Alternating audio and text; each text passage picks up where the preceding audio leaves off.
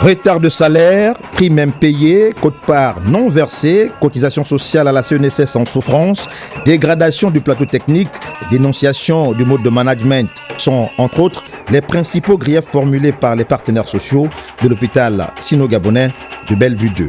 Les revendications ont été déposées sur la table des autorités depuis, accords qui ont été faits. Malheureusement, aucun accord n'a été respecté. C'est tout cela qui amène le personnel à ne pas lâcher, à dire que tant que le ministre de la Santé ne vient pas régler ce problème, malheureusement, on ne bougera pas. Face à cette situation, le ministre de la Santé s'est rendu sur les lieux.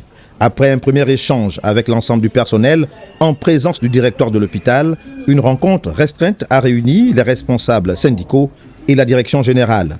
Objectif, désamorcer les tensions et trouver des réponses immédiates aux préoccupations des agents. Nous sortons de cette réunion de concertation et de cette réunion, des solutions ont été trouvées et nous partons d'ici plus sereines en rassurant la population gabonaise que les soins ont repris au niveau de l'hôpital sino-gabonais et que les choses vont rentrer dans l'ordre. Des engagements confirmés par les responsables syndicaux. Nous avons retenu effectivement que la direction s'engageait à payer les primes de responsabilité, les primes de garde demain, y compris les salaires de la main-d'œuvre non permanente. Et que la cote PAC NAMGES devra être versée le mercredi prochain. Après une journée marquée par de fortes tensions, le dialogue a finalement prévalu à l'hôpital sino-gabonais.